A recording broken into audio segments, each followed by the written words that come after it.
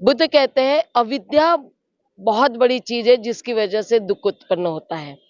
तो अविद्या से दूर होना है हमें, यानी ज्ञान प्राप्त करना है। यानी बुद्ध ने ज्ञान प्राप्त किया, लेकिन हम सभी ने ज्ञान प्राप्त करना है। और कौन सा ज्ञान प्राप्त करना है? तो हम हमारी समस्याओं को कैसे सुलझाए। बुद्ध मानवता की बात करते हैं कि आपको आचरण में ये लाना है कि हर इंसान एक मानव की तरह, इंसान की तरह जिए, जो बिल्कुल भी अपराध ना करता हो। बुद्ध की अपेक्षा थी अपराध मुक्त समाज होना, और ये अपराध मुक्त समाज होने के लिए उन्होंने त्रिशरण पंचशील, तो बुद्धं शरणं गच्छामि हम यही कहते हैं। आप हमें बुद्धिज्म के बारे में बताइए कि बुद्धम शरणम गच्छामि जो कहा जाता है वो क्यों कहा जाता है और इसका क्या मतलब होता है। जय भीम, नमो बुद्ध है।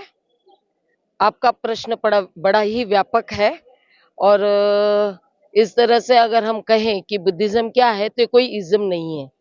ये बुद्ध की शिक्षाएं हैं, जिसको हम कहते हैं कि बुद्ध ने जो ज्ञान प्राप्त किया, वो ज्ञान लोगों तक पहुंचाना और लोगों को उनकी जो समस्याएं हैं, जिसे हम दुख के नाम से जानते हैं, उन समस्याओं से मुक्ति पाना। तो किस तरह से मुक्ति पा सकते हैं लोग, ये मार्गदर्शन बुद्ध ने किया है। और वो दुख किस वजह से, तो हम तो बहुत से लोग इस तरह से जानते हैं कि तृष्णा से दुख होता है, आसक्ति से दुख होता है। लेकिन बुद्ध कहते हैं अविद्या बहुत बड़ी चीज है जिसकी वजह से दुख उत्पन्न होता है। तो अविद्या से दूर होना है हमें, यानी ज्ञान प्राप्त करना है। यानी बुद्ध ने ज्ञान प्राप्त किया, लेकिन हम सभी ने ज्ञान प्राप्त करना है। और कौन सा ज्ञान प्राप्त करना है? तो हम हमारी समस्याओं को कैसे सुलझाए, ये ज्ञान प्राप्त करना है। अब समस्याओं को सुलझाना आसान हम कह सकते हैं कभी कभी, लेकिन इतना है कि ज्ञान लेने के बाद में उस ज्ञान को आचरण में लाने की बहुत जरूरत है। तो क्या आचरण में लाना है?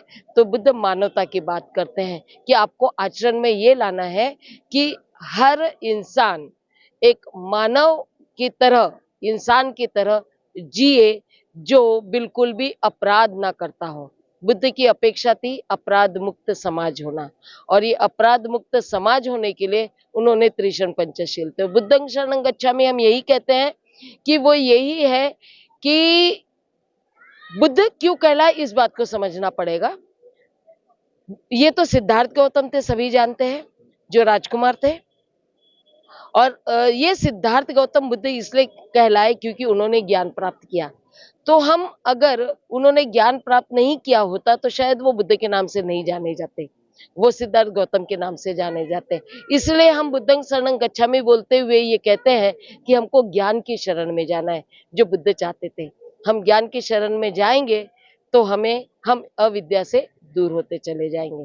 तो ये शिक्षा का एक मार्ग है जो बुद्ध ने हमें बताया है, उस पर हमें जो चल। आज का माहौल है, खास करके जो जात पात ऊंच नीच, ये जो भेदभाव और इतने भाग दौड़ भरी जिंदगी है, जो शहरी जिंदगी है, इसमें कितना रोल है बुद्ध के। आज की डेट में बुद्ध कितनी अहमियत रखते हैं। आज के डेट में कहने की बजाय हम कहेंगे कि हर समय बुद्ध की शिक्षा प्रासंगिक है, चाहे उस समय था या इस समय है। अभी हम कह रहे हैं कि भाग दौड़ वाली जिंदगी है, लेकिन उस समय भी तो भाग दौड़ वाली होगी। बस ये हमको जैसे कहते हैं ना, उदाहरण के तौर पर ले कि उस समय बैलगाड़ियां थी या घोड़े के थे, आज ट्रेन और एरोप्लेन है। इसी से हमको लगता है कि ये बहुत फास्ट हो गया है। लेकिन जिस तरह से वो चलना चाहते थे उस समय वो चलते थे। अब ये चलने की बात नहीं, भागदौड़ वाले जीवन से संबंध नहीं है, संबंध है मानवता से। संबंध है, आप कितने भी भागदौड़ वाली जीवन जियो, लेकिन आप जीवन जीते समय व्यवहार कैसे करते हैं लोगों से, आपके साथ में जो होते हैं उनको आप कितना अपने जैसा मानते हैं। ये पात जो हो रहा है, ये बहुत पहले से हो रहा है, मतलब बुद्ध के समय में भी था। लेकिन बुद्ध ने वो मार्ग ओपन किया कि उन्होंने, जैसे संघ की बात की, मैंने तभी भी बताया कि एक संघ निर्माण हुआ, एक रूप दिया संघ के तौर पे, वो बुद्ध ने दिया है ना। समन संस्कृति पहले से थी, लेकिन फिर भी वो संस्कृति को मानने वाले लोगों का संघ एक तरह से तैयार करने की शुरुआत जो की, वो बुद्ध ने की, क्योंकि वो जानते थे कि जिस तरह से प्लान्ड वे में, ऑर्गेनाइज्ड वे में कार्य होना चाहिए वैसा होना चाहिए, तो उसमें सबको सम्मिलित किया उन्होंने। ये संघ में सबको सम्मिलित किया, जिसमें कोई भी जाति का हो, धर्म का तो हम नहीं कह सकते, उस समय वैदिक धर्म था और जो भारत के मूल निवासी थे ये थे, तो हम अलग धर्म की बात नहीं करते। ना बुद्ध ने अपना धर्म कहा है, उन्होंने तो मार्ग बताया अपना। तो सारे जाति जो थी, जैसे उस समय अछूत जो कहा जाता था, जिनको छुआ नहीं जाता था, जैसे सुनीत भिक्खू का एक उदाहरण मिलता है, चांडाल प्रगति का उदाहरण मिलता है, तो ऐसे काफी उदाहरण मिलते हैं। स्त्रियां जो थी, जिनको ज्ञान लेने का अधिकार नहीं था, ये सारे सब लोगों को बुद्ध ने एक संघ में सम्मिलित कर दिया। यहाँ पे उन्होंने भेदभाव नहीं रखा, ना जाति का, ना लिंग का, ना भाषा का। हम ये कहते हैं, ये कहा जाता है कि बुद्ध कहते थे कि संघ एक ऐसा समुंदर है जहाँ पे हर तरह की नदियां आ जाती है और मिल जाती है, तो पता नहीं चलता कि वो कौन सी नदी का पानी है। उसी तरह से संघ में पता नहीं चलता कि कौन कहाँ से आया है। सभी कोई भी जाति से हो, यहाँ आकर जातियां मिट जाती है। चलिए, एक सवाल का जवाब दीजिए। जी। भारत में जिस समय में सम्राट अशोक का जिस समय में राजक काल था, उस समय बौद्धिज्म पीक पे था, लेकिन भारत से बुद्धित्व कैसे खत्म हो गया? अब इसके कई कारण हैं खत्म होने के। हम सत्ता की बात करते हैं यहाँ पर, है ना। जब सम्राट अशोक की बात आती है तो सत्ता की बात आती है, राजनीति की बात आती है।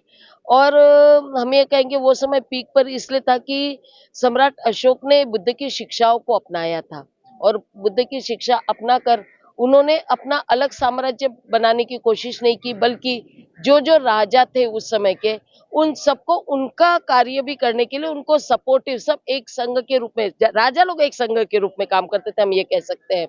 इसलिए वो समय जम्बूद्वीप था। लेकिन जब सत्ता की बात आती है, किसी को लगता है कि नहीं हमें इनका आधिपत्य नहीं चाहिए, तो फिर वो उनको रोकने का बात करते हैं। तो इसके पीछे ऐतिहासिक बहुत सारे तथ्य हैं, मैं यहाँ पर वो बोलना नहीं चाहूंगी फिलहाल, क्योंकि बहुत लंबा चला जाएगा। रीजंस बहुत है, लेकिन ये संघ को खत्म करने का प्रयास किया, बुद्ध की शिक्षाओं को खत्म करने का प्रयास वही लोग करते हैं जो स्वार्थी होते हैं और अपना सत्ता लाना चाहते हैं।